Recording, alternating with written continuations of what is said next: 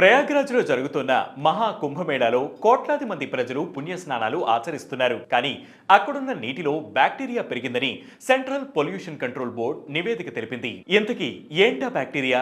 National green tribunal దీనిపై ఏం చెప్పింది? ఈ వీడియోలో తెలుసుకుందాం. Central pollution control board national green tribunal కి సమర్పించిన నివేదిక ప్రకారం ఉత్తరప్రదేశ్ లోని ప్రయాగ్రాజ్ లో మహా కుంభమేళా జరుగుతున్న త్రివేణి సంగమ నీటిలో మలకోలోఫామ్ అధిక స్థాయిలో ఉంది. అన్ని ప్రదేశాల్లోనూ మలకోలోఫామ్ ను పరీక్షించగా ప్రయాగ్రాజ్ నదీ నీరు స్నానం చేసేందుకు అనువుగా లేదని నేషనల్ గ్రీన్ ట్రిబ్యునల్ ఆందోళన వ్యక్తం చేసింది. అక్కడున్న నీటిలో మానవ జంతువుల మలమూత్రాల ద్వారా బ్యాక్టీరియా పెరుగుతున్నట్లు పేర్కొంది. మహా కుంభమేళాలో వచ్చిన పవిత్ర దినాలతో పాటు మిగతా రోజుల్లోనూ కోట్లాది మంది ప్రజలు స్నానాలు చేస్తుండటం వల్ల నదిలో మలసాంద్రత పెరిగినట్లు సిపిసిబి ఇచ్చిన నివేదికలో పేర్కొన్నట్లు ఎన్జిటి తెలిపింది.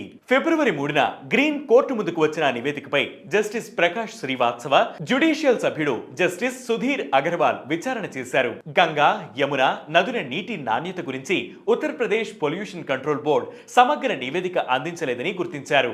జనవరి 28, 2025 తేదీన రిజిస్ట్రార్ జనరల్ కు పంపిన కవరింగ్ లెటర్ తో పాటు యూపీపీసీబీ సెంట్రల్ ల్యాబొరేటరీ ఇన్ఛార్జ్ కొన్ని నీటి పరీక్షా నివేదికలను జతపరిచింది. అందులో వివిధ ప్రదేశాల్లో అధిక స్థాయిలో మలకోలోఫామ్ ఉన్నట్లు తేలింది.